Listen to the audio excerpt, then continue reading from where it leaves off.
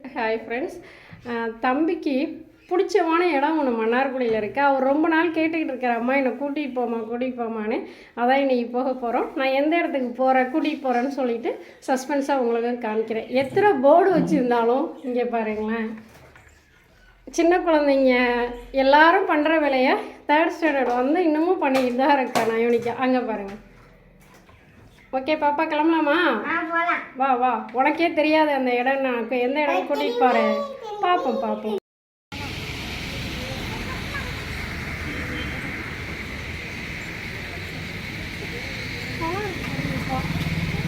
அதில் என்ன பாக்ஸாக நடக்குது. பரவாயில்ல, முன்னெல்லாம் ரொம்ப கவர் கிடக்கும், இப்போ கவர்லாம் இல்லை. ஓரளவு கார்னரில் தான் இருக்குது.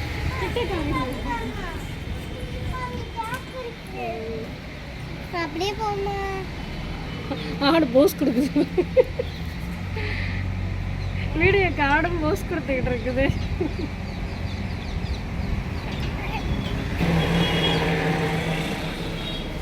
பார்த்தீங்கன்னா மன்னை நகரில் இருக்க சிவன் கோவில் தான் இது. நானே வந்து ரொம்ப நாள் கழிச்சு தான் நான் கோவிலுக்கு வந்திருக்கேன்.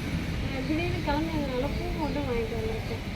மன்னை நகரில் தான் இருக்குது. மன்னார்குடி மன்னை நகரில் மணிமேகலை ஸ்கூல் பக்கத்தில் இருக்குது. நீங்களும் வந்து பாருங்கள், உள்ளே பாருங்கள், இன்னும் அழகாக. மாமா திறக்கவே இல்லை. ரொம்ப பழமையான கோயில் தான் இது. இது பார்த்தீங்கன்னா தம்பியை சஸ்பென்ஸாக கூட்டிகிட்டு வரேன்னு சொன்னேன். அவர் வீடியோ எடுத்துகிட்டு இருக்காரு. இது மன்னை நகரில் உள்ள சிவன் கோவில். இது குளத்துக்கு பக்கத்துலேயே இருக்கும் அந்த கோவில். ரொம்ப பழமையான கோயில். நானே ரொம்ப நாள் இது வரைக்கும் பார்த்தீங்கன்னா ஒரு 5-6 வாட்டி தான் வந்திருக்கேன். இந்த இடம் கிராஸ் பண்ணி போகும்போதெல்லாம் வந்துகிட்டு தான் இருக்கேன். நீங்களும் வந்து இங்கே வந்து பார்த்துருப்பாங்க. உள்ளே போய் பார்ப்போம். அழகாக இருக்கும், குட்டி குட்டி செம்மையாக இருப்பாங்க.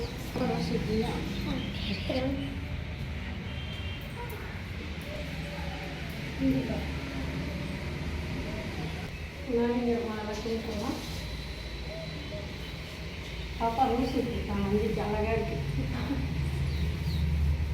கலர்ஃபுல்லாக இருக்குது பார்க்க.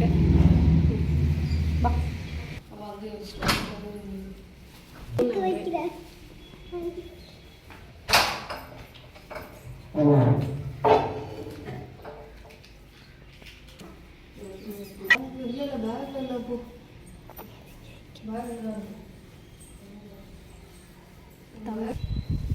சிவன் குளத்து பார்க்குற மாதிரியே இருக்குது. அழகாக இருக்குது. ஒரு படிக்கட்டு பயமாக இருக்குது. இறங்குவே நான் பாப்பா, ஏன்னா அவ்வளோ புழக்கம் இல்லாத இடம் வந்து நல்லா இருக்குது. இதெல்லாம் அப்படின்னா இதெல்லாம் பயன்படுத்தியிருப்பாங்க. கோவிலுக்கு வேண்டிய தண்ணியெல்லாம் அதில் தான் எடுத்துருந்துருப்பாங்க. சிவன் முடிவு செலவு பாரு, குட்டியாக அழகாக இருக்குது.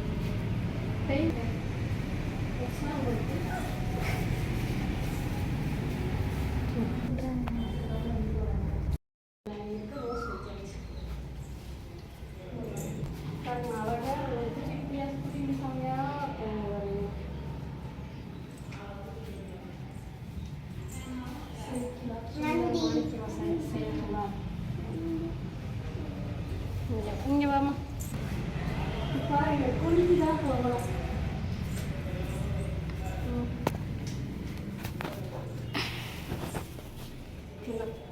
சிவன் கோவில், சிவனை போற்றியும். இந்தடி பாப்பா,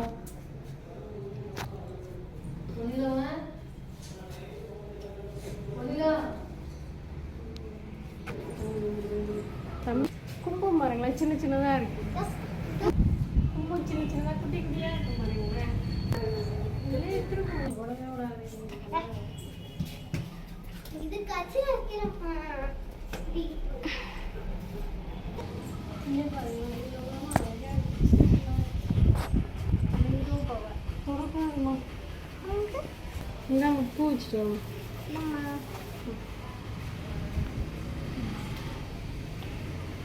பாப்பா பூ வைக்க போகிறான்.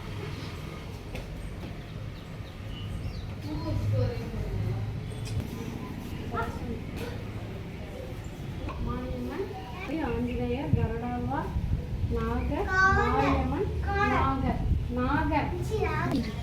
இங்கே பாருங்களேன், கேணி.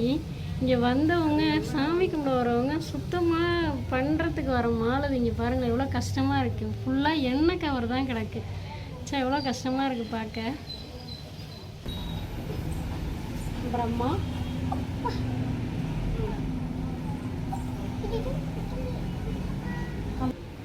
ஃபுல்லுமே எல்லா சிலையுமே பார்த்தீங்கன்னா எல்லாம் டார்க் பிளாக்காக இருக்கா. அதில் இந்த டார்க் ரோஸ் வைக்கும் போது அழகாக இருக்குது, அப்படியே பிரைட்டாக இருக்குது. இங்கே எல்லா சிலையும் அப்படியே பிரைட்டாக தெரியுது. அதான் உங்களே சொன்னாங்க குட்டி சிலையாக அழகாக இருக்கும்.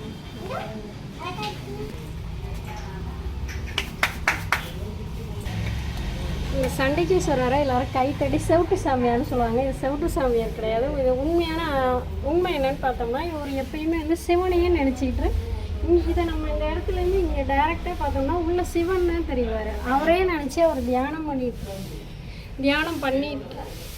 பண்ணிகிட்டு இருக்கிறதுனால இப்போ பார்த்தீங்கன்னா எங்களையும் பாருங்கள், உங்களுடைய அருள் எங்களுக்கு வேணுன்றதுனால தான் நம்ம அந்த சவுண்டு கொடுத்து அவரோட தியானத்தை கலைச்சி நமக்கு அருள் கொடுக்கணுன்றதுனால தான் நம்ம கைத்தட்டுறோம். நிறைய பேர் இன்னமும் செவிட்டு சாமியார் சொல்கிறாங்க.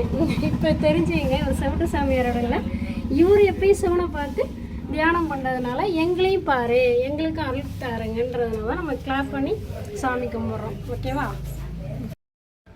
தம்பி கேட்டாரே அப்படின்றதுனால கோயில் ஃபுல்லும் சுற்றி பார்க்குறோம். இதுமாரி பழமையான கோயிலை வந்து நம்மளும் போய் பசங்களோட பார்த்துட்டு சாமி கும்பிட்டு வரலாம். அதோட அவங்கள்ட்ட நம்ம பசங்களை வந்து இதுமாரி இடத்துக்கு நம்ம கண்டிப்பாக கூட்டிகிட்டு போகணும். அவங்களுக்கு அப்போ தான் இதுமாரி பழமையான கோயிலுக்கு நம்ம பசங்களை கூட்டிகிட்டு வர்றதுனால வரலாறு அவங்க தெரிஞ்சுப்பாங்க. இதுமாரி நம்மளும் அந்த காலத்துலலாம் வரலாறு இருக்கு, மனுஷனே வரலாறு நினைக்க மாட்டேங்கிறாங்க. இந்த தம்பி ஒர்க் பண்ணிட்டு இருக்காங்க, அதான் அவங்க ரொம்ப வருத்தப்படுறாங்க. ஒரு விஷயம் நான் காமிக்கிறேன், அவங்களே என்கிட்ட அதான் சொன்னாங்க.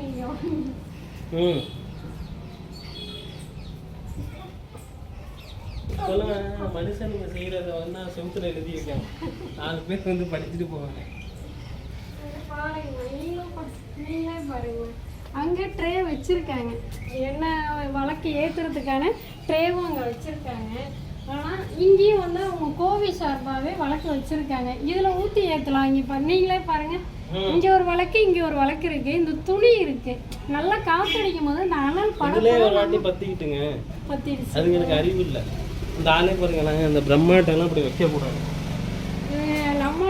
நம்ம போகிறோம், நம்ம பரவாயில்ல, அவங்க மாதத்துக்கு இல்லை, நம்ம இந்த ஒரு இடத்த வந்து நம்ம வீட்டில் இதை செய்வோமா?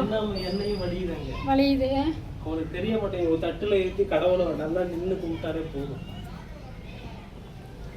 நீங்களே பேசுங்களா?